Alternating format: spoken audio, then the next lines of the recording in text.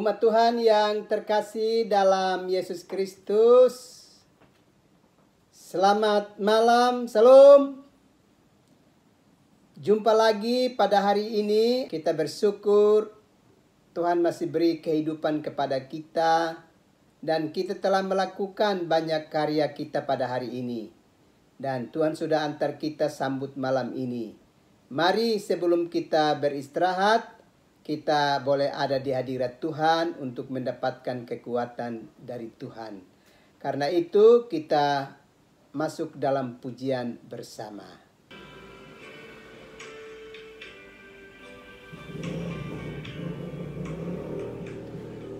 Ada hidup indah, bila Tuhan di dalamnya, dengan kasih yang sempurna Tuhan pimpin langkahnya. Terima kasih padamu Tuhan, Kau bimbing kami selamanya. Segala hormat, puji dan syukur kami panjatkan kepadamu.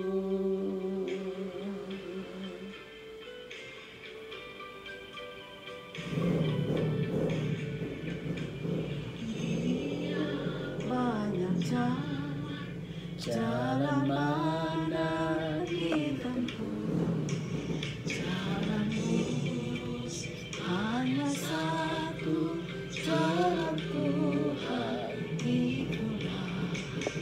Terima kasih padamu Tuhan, Kau bimbing kami selamanya. Segala hormat, puji dan syukur kami panjatkan kepadamu. Mari kita berdoa. Ya Bapa, kami menyatakan syukur dan sembah kami kepadamu. Sebab hari-hari hidup kami Tuhan pelihara begitu luar biasa, sehingga kami bisa dapat melakukan berbagai karya dan menikmati berkat-berkat-Mu di dalam hidup kami. Dan Bapa sudah antar kami menyambut malam pemberian-Mu. Kami akan beristirahat.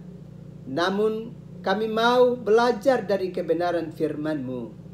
Karena itu datanglah dan berkati kami sekalian. Demi Yesus Kristus yang adalah firman yang hidup dan yang menghidupkan kami. Padamu kami berdoa dan menyambut firman-Mu. Amin. Umat Tuhan yang terkasih dalam Yesus Kristus, kita akan membaca kebenaran firman Allah di dalam kitab Injil Yohanes pasalnya yang ke-15, ayatnya yang ke-9 hingga ayatnya yang ke-17. Dan saya akan membacakan ayatnya yang ke-9 dan ayat-ayat yang lain sebentar nanti Bapak Ibu dapat membacakannya. Perintah supaya saling mengasihi. Seperti Bapa telah mengasihi aku, demikianlah juga aku telah mengasihi kamu. Tinggallah di dalam kasihku itu. Umat Tuhan yang terkasih dalam Yesus Kristus, kita sedang hidup dalam satu dunia yang diwarnai dengan banyak tindakan kekerasan. Di mana-mana orang saling menciderai satu dengan yang lainnya. Di mana-mana orang tidak menunjukkan tindakan kasih yang berarti bagi kehidupan bersama. Sehingga banyak orang yang meneteskan air mata. Banyak orang yang menjadi kecewa karena tidak dapat merasakan suasana damai dalam kehidupan bersama. Baik itu dalam kehidupan berumah tangga, berkeluarga, bertetangga, bahkan dalam kehidupan berbangsa dan bernegara pun, kita melihat ada begitu banyak situasi dan kondisi hidup yang memprihatinkan. Karena cukup banyak orang yang tidak lagi menunjukkan hakikat hidupnya secara baik untuk saling mengasihi satu dengan yang lainnya. Bapak, Ibu, saudara-saudara yang terkasih, sesungguhnya kenyataan hidup yang demikian amat memprihatinkan. Padahal kita sedang hidup dalam satu dunia sebagai rumah bersama kita. Bagaimana mungkin orang-orang yang hidup dalam rumah bersama itu tidak saling mengasihi satu dengan yang lainnya?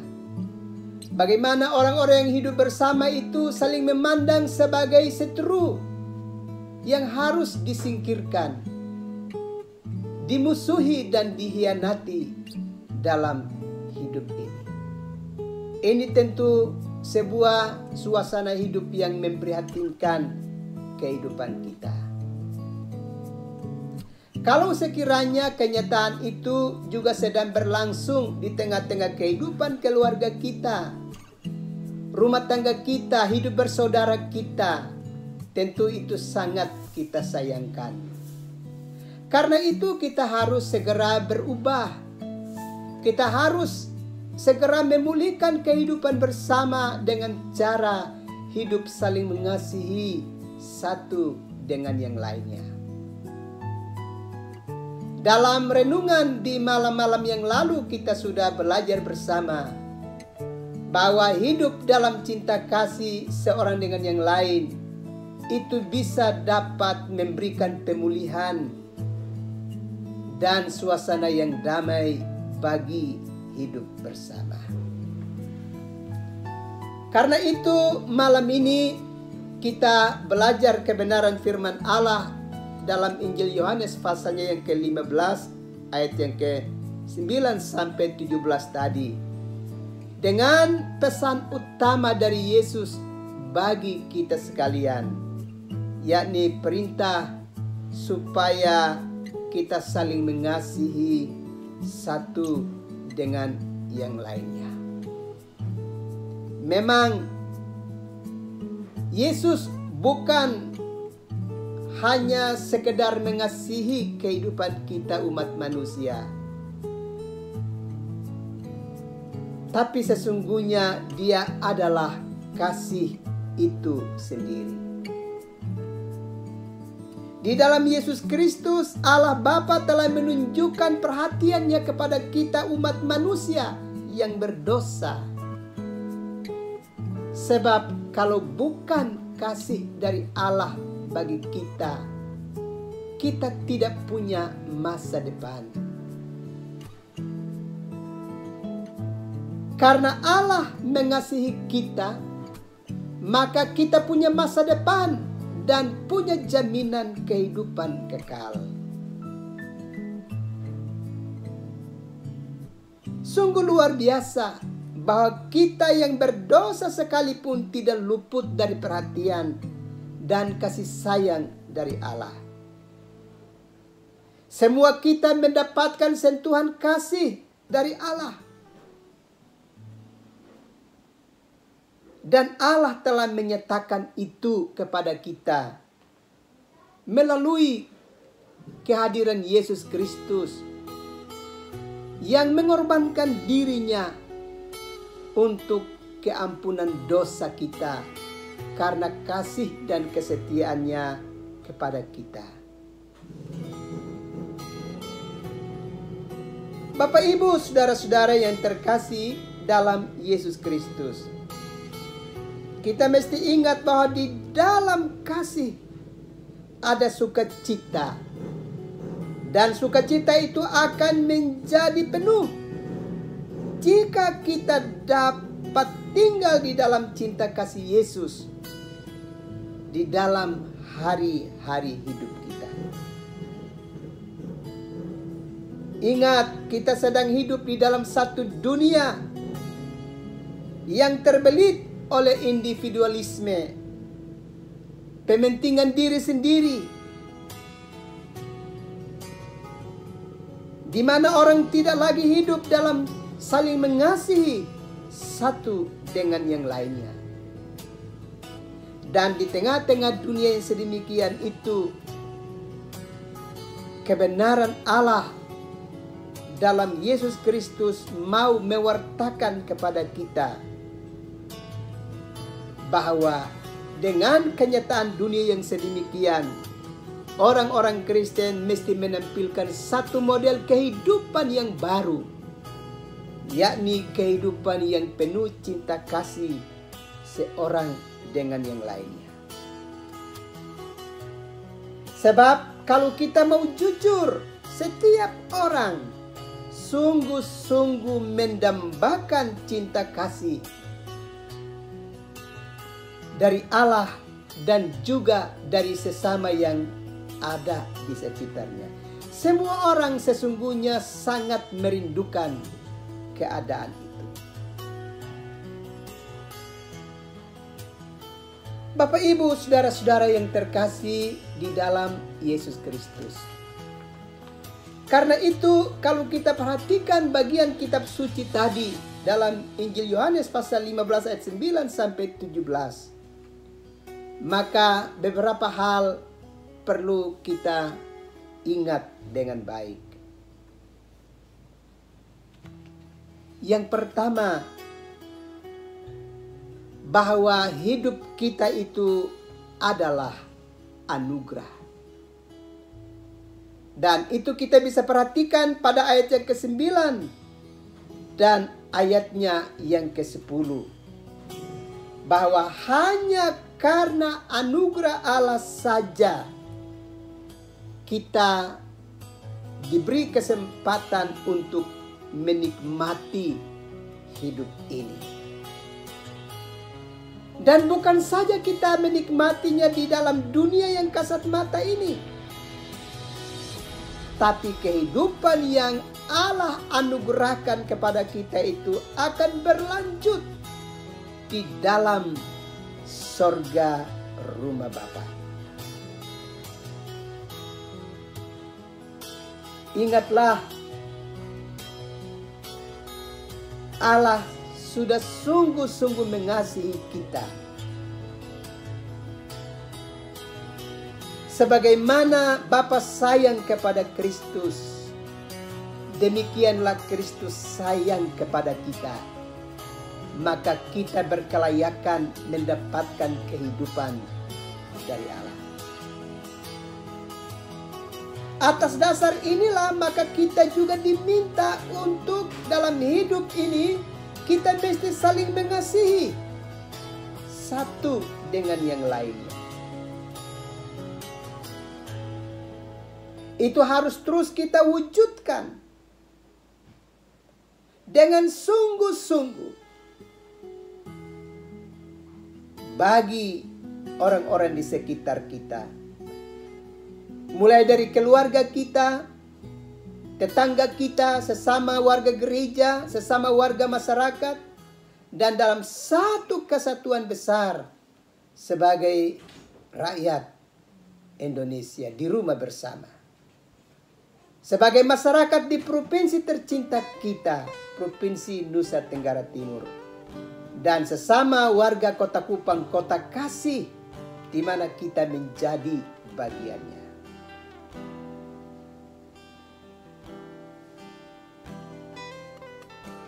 Umat Tuhan yang terkasih, semuanya itu harus kita wujudkan dalam satu ketaatan kita yang sungguh-sungguh kepada Tuhan di dalam hari-hari hidup kita.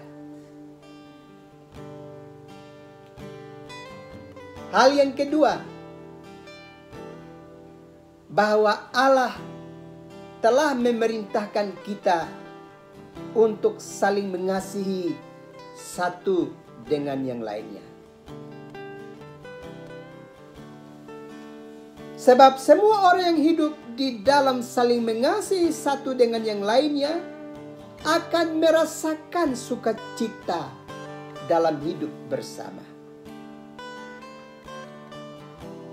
Perhatikan baik-baik pada ayat yang ke-11 dan ayat yang ke-12. Semuanya itu kukatakan kepadamu supaya sukacitaku ada di dalam kamu dan sukacitamu menjadi penuh. Inilah perintahku, yaitu supaya kamu saling mengasihi seperti aku telah mengasihi kamu.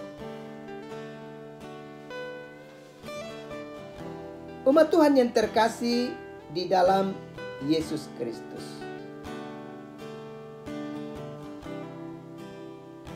Hal yang ketiga, bahwa semua itu dapat kita lakukan karena kita belajar dari Yesus yang telah menjadi Tuhan dan Juru Selamat bagi kita. Dalam ayat yang ke-13 dan ayat yang ke-14 dengan jelas menegaskan, tidak ada kasih yang lebih besar daripada kasih seorang yang memberikan nyawanya untuk sahabat-sahabatnya. Kamu adalah sahabatku, jikalau kamu berbuat apa yang kuperintahkan kepadamu.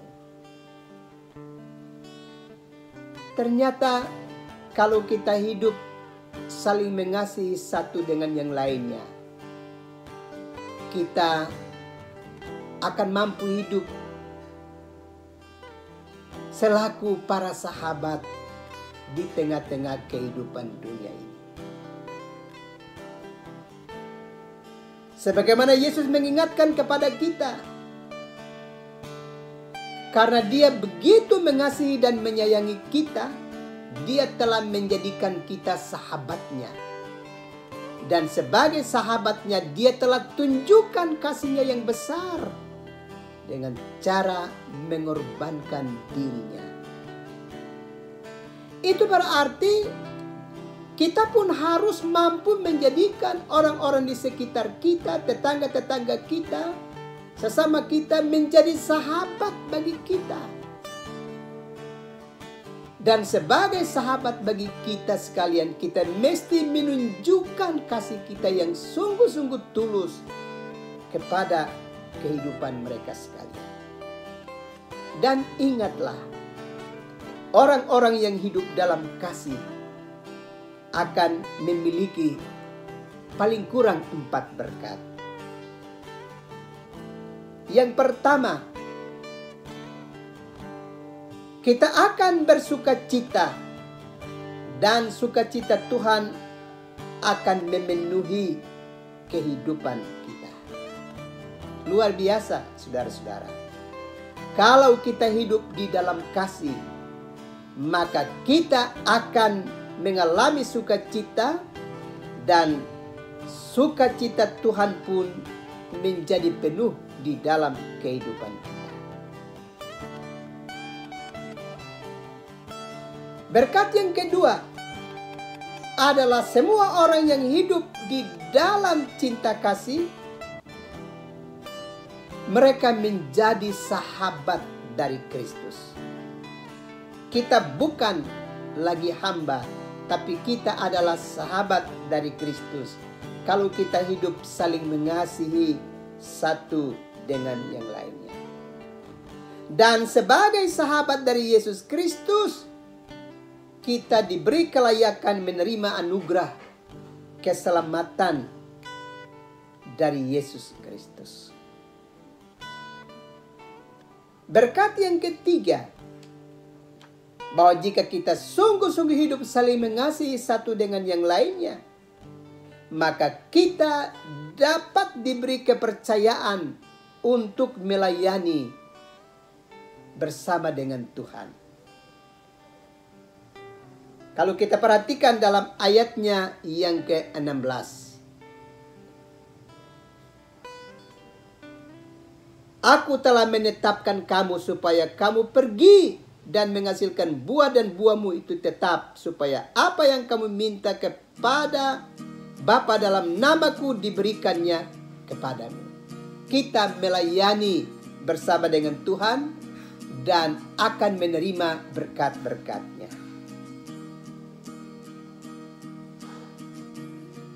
Dan berkat yang keempat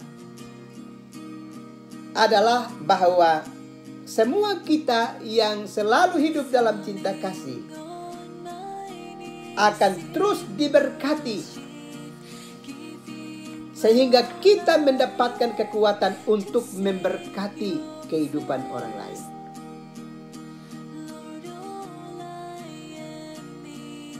Ingatlah, ternyata orang-orang yang mendapat kebahagiaan dan berkat dari Tuhan adalah orang-orang yang sungguh-sungguh hidup dalam saling mengasihi seorang dengan yang lainnya. Sebab kita telah menjadi sahabat Kristus di dalam kehidupan kita. Karena itu, sekiranya dalam hidup ini kita belum hidup dalam cinta kasih yang tulus kepada sesama kita, dengan keluarga kita, dengan tetangga-tetangga kita, kita harus segera ambil keputusan bahwa jauh lebih baik hidup dalam cinta kasih seorang dengan yang lainnya. Sebab olehnya kita akan menjadi sahabat bagi mereka dan sahabat bagi Kristus, Sang Juru Selamat kita. Tuhan memberkati kita sekalian. Amin.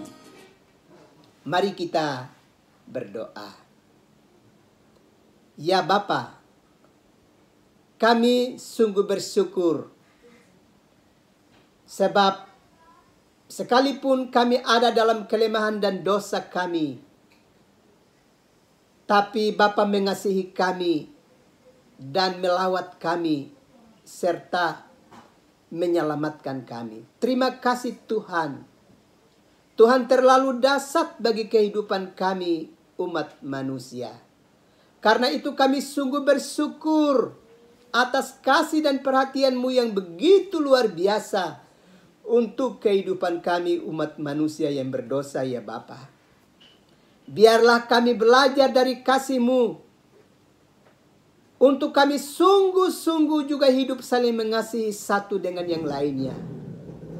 Sehingga kami mampu hidup sebagai para sahabat. Dan kami tidak hidup sebagai para setru yang saling mendatangkan derita dan saling menyakiti satu dengan yang lain. Tapi sebagai para sahabat kami terus berjuang untuk saling mengasihi dan saling menyelamatkan satu dengan yang lainnya.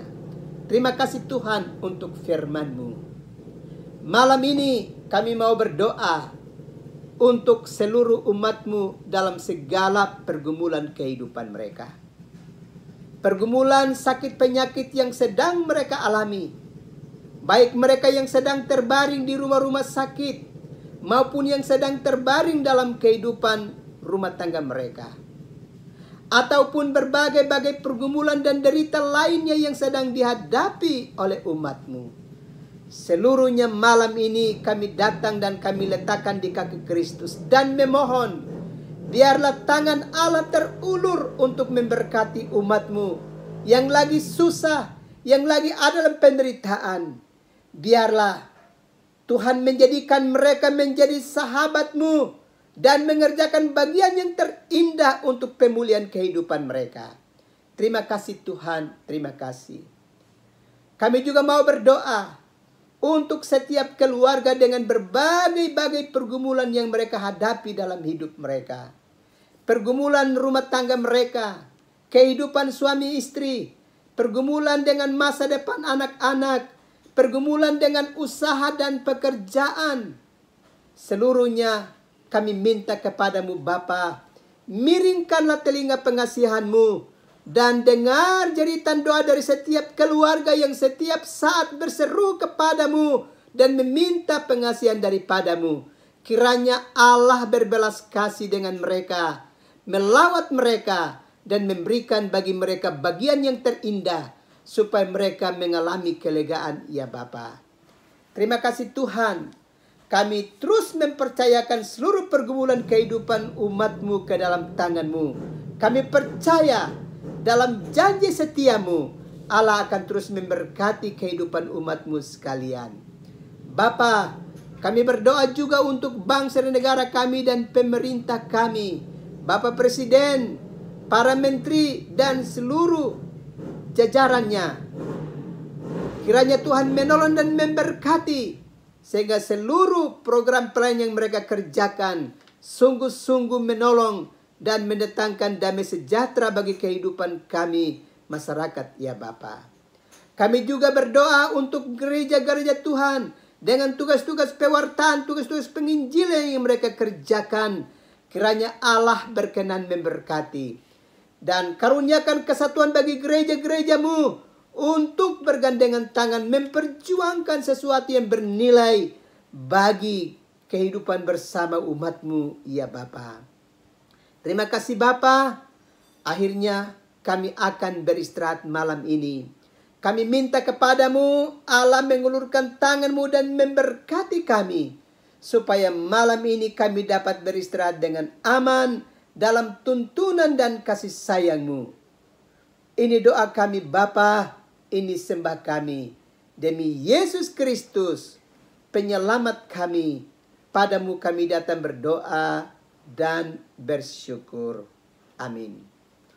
Umat Tuhan yang terkasih dalam Yesus Kristus, kita mengakhiri ibadah malam ini dan marilah kita mengangkat pujian bersama.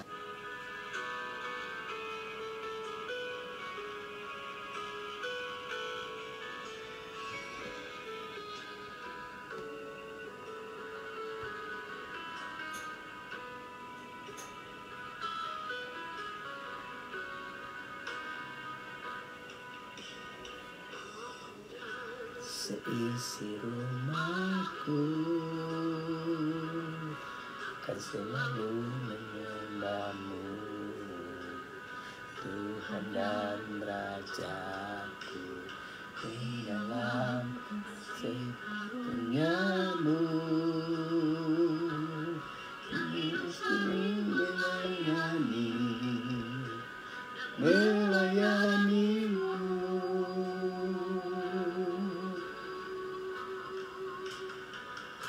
Dan seisi rumahku menyembahmu,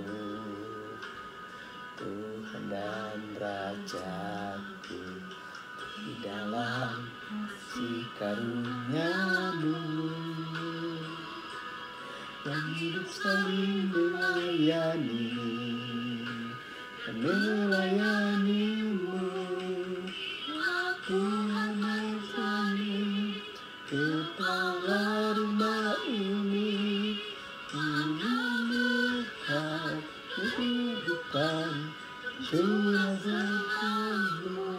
Tuhan kemuliaan-Mu, jadilah kehendak-Mu di alami, kuatkan keluargaku, Allah surgaku. Umat Tuhan yang terkasih dalam Yesus Kristus, selamat malam, selamat beristirahat, tetap dalam lindungan Tuhan. Salam.